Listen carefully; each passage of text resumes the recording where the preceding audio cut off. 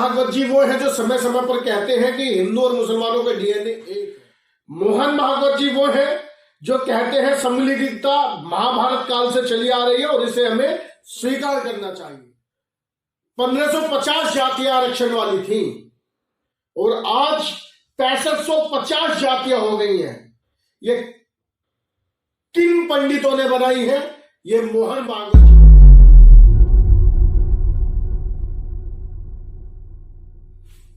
जय हिंद, वंदे मातरम, हर हर महादेव। आपका भाई कृष्णा त्यागी। आज बात करेंगे मोहन भागवत जी पर। मोहन भागवत जी वो है जो समय समय पर ऊल तुलूल बयान देते हैं और आप यदि चुप बैठे हैं तो इन्हीं बयानों की वजह से आने वाले समय में आपके बच्चों से सवाल पूछे जाएंगे जो जायज भी होंगे। जी, अभी उन्होंने एक बयान दिया है पंडितों के खिलाफ।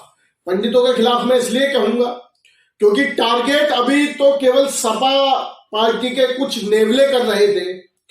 उसी बयान को अग्नि देने वाले, उसी बयान को और बड़ा चढ़ाकर बताने वाले हमारे बीच में कूद पड़े मोहन भागवत जी। मोहन भागवत जी वो है जो समय समय पर कहते हैं कि हिंदू और मुसलमानों का डीएनए एक है। मोहन भागवत जी वो है जो कहते हैं समलिंगिकता महाभारत काल से चली आ रही है और इसे हमें स्वीकार करना चाहिए। मोहन भागवत जी वो है जो कहते हैं कि हिंदुत्व अधूरा है मुसलमानों के बिगैर। और भी कई कई तरीके के ये बयान समय समय पर देते आए हैं। स्वतंत्रता के समय 1550 जातियां आरक्षण वाली थी और आज 6550 जातियां हो गई हैं। ये किन पंडितों ने बनाई है? ये मोहन भागवत जी बताएं। शास्त्रों में लिखा हुआ, पढ़ा हुआ का तथ्य, मीनिंग, अर्थ ये कुछ भी निकालते हैं नेवले जैसे लोग। पर इनके द्वारा जो एक संगठन की महत्वपूर्ण भूमिका में है, जिन्हें कल सुना जाएगा, जिन्हें कल पढ़ा जाएगा, आज इनके द्वारा जो भी बयान दिए जा रहे हैं वो आने वाले भविष्य में आपके लिए खतरा बन सकते हैं। अगर आज आपने इनका विरोध नहीं किया तो कल आने वाले समय में आपके बच्चों से भी यही सवाल पूछे जाएंगे। एक जिम्मेदारी पद पर बैठकर कोई भी व्यक्ति अनाप शनाप बयानबाजी नहीं दे सकता। उसे सोचकर जवाब देना ही पड़ेगा। यदि आज आप बिना सोचे, बिना समझे केवल अपने घरों में बैठे रहेंगे तो आने वाले समय में आपके बच्चों को घेरा ही जाएगा, आपके शास्त्रों को घेरा ही जाएगा। और मैं स्वागत करता हूं मोहन भागवत जी का, इस पूरी पार्टी का। आइए ना, स्वागत करते हैं हम। बदलिए इस आरक्षण को, बदलिए इन जातियों को, खत्म कीजिए सब कुछ। हम भी तो चाहते हैं कि 98% वाले का नंबर आए, 34% वाले का ना आए। वो किसी भी जाति का है, किसी भी श्रेणी का है। क्यों डॉक्टर में, क्यों संसद में, क्यों विधानसभा में इन लोगों को आरक्षण मिलता है? क्यों रेलवे में आरक्षण मिलता है? हम भी तो 70 साल से पीड़ा में बैठे हैं। हम स्वागत करते हैं। आइए जातियों को खत्म कीजिए। आइए, जो फॉर्म भरते वक्त कॉलम मिलता है ना, श्रेणी लिखा हुआ कि आप कौन सी जाति से हैं, आइए इस कॉलम को मिटाएं, आइए उस लाइन को मिटाएं, आइए अपनी जातियों को मिटाएं। अगर आप में दम है तो बदलिए इसे, अगर आप में दम है तो चेंज कीजिए इसे, अगर आप में दम है तो लाइए सबको एक श्रेणी में। आपको पता है कितने बच्चे आत्महत्या करते हैं कि वो 54% लाने के बाद, 98% लाने के, 95% लाने के बाद भी क्लियर नहीं हो पाते। और एक व्यक्ति जो 55% लाता है, जो 48% लाता है, जो 56% लाता है, वो पास कर जाता है। इसी मार के कारण हम लोग 70 साल से पीड़ित हैं। आइए, हम स्वागत करते हैं। आप बदलिए जातियों को, आप बदलिए श्रेणियों को, खत्म कीजिए। हम स्वागत करेंगे।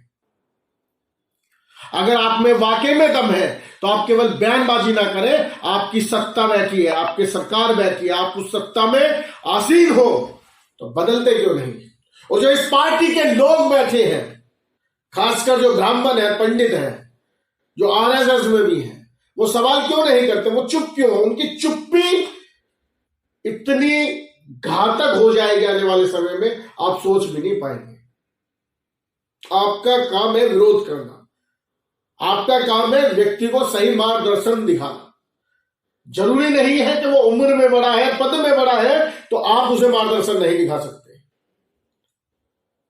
और जरूरी नहीं कि वो हर बात ठीक ही हो।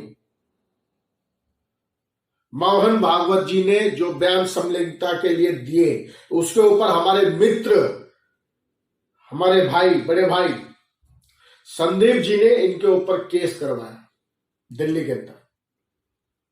और आज पंडितों के ऊपर जो बयान इन महाशय ने दिया है, इसको लेकर राष्ट्रीय बजरंग दल, जो प्रवीण भाई तोगड़िया जी का है, उनके जो छात्रों की इकाई है,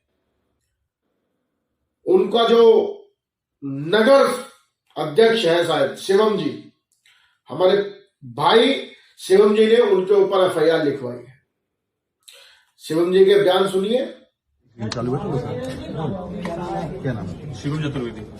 क्या मतलब दाखिल किया, परिवार के खिलाफ दाखिल किया, क्या नहीं, ये परिवाद संघ प्रमुख मोहन भागवत के खिलाफ दाखिल किया गया है। और हमारा आपत्ति यह है कि कल मोहन भागवत ने अपने वक्तव्य में यह बोला कि पंडित समाज ने चालाकीपूर्ण तरीके से, चालाकी से भारतीय समाज को या हिंदू समाज को विखंडित किया है, उसे जातियों में बांटा है।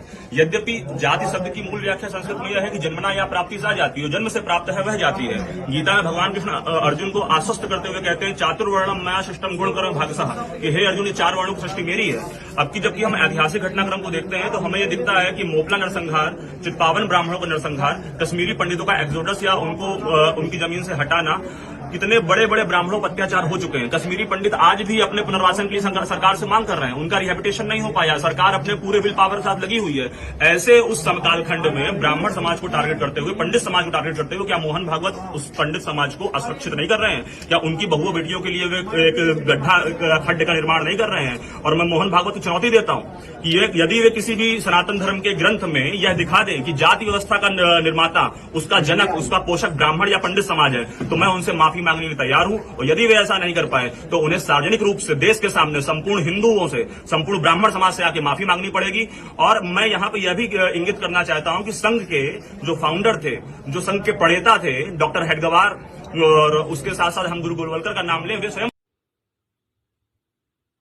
शिवम जी के बयान आपने देखे होंगे, और इसी तरीके से आपको भी खड़ा होना पड़ेगा। ऐसा नहीं है कि वो कुछ भी कह जाए। ऐसा भी मत बनो कि जो आजकल हिंदू है ना, वो 2 कैटेगरी में बन गया है। सरकारी हिंदू हो गया है, सरकार के पक्ष में ही बोलेगा, सरकार कुछ भी लिख देगी, उसके बचाव में आएगा, पर यह बचाव कल आपके बच्चों के लिए घातक सिद्ध होगा। सरकार बचानी है, सरकार को चलाना है, हम इसके खिलाफ नहीं है, पर सरकार के किसी व्यक्ति द्वारा कोई बयान यदि गलत दिया गया है तो उसे सुधारने का काम आप और हम ही करना पड़ेगा।